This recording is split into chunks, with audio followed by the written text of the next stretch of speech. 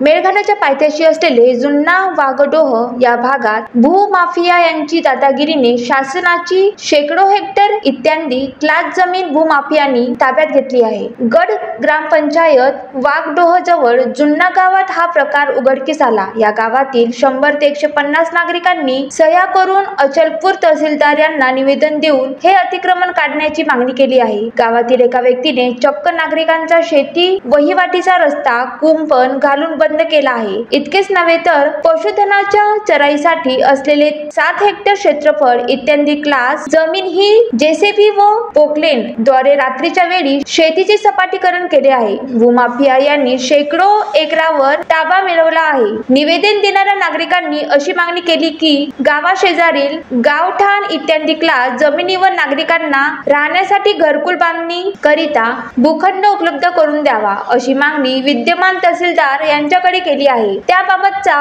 ग्रामपंचायतचा ठराव देखील सर्वानुमते मंजूर करून प्रशासनाला देण्यात आला आहे। तहसीलदार गरकल देऊन परिसरात झालेले सर्व अतिक्रमण काढून टाकण्याचे चौकशीचे आदेश मंडळ अधिकारी तलाठी यांना देणार असल्याचे सांगितले। एकीकडे नागरिकांना राहण्यास भूखंड उपलब्ध नाहीत व दुसरीकडे भूखंड माफिया यांनी शेकडो एकर जमीन फस्त केली आहे। त्यापैकी काही जमीन फॉरेस्ट सामाजिक वनीकरण विभागाची आहे, इतर जमीन शहातून धरण प्रकल्पाच्या हद्दीत असल्याचे नागरिकांनी सांगितले। या सर्व प्रकाराची चौकशी करून भूमाफिया यांच्या ताब्यातील शेकडो हेक्टर जमीन काढून घेण्याची मागणी सामान्य नागरिकांची आहे। Vidarbha city news, Dharni.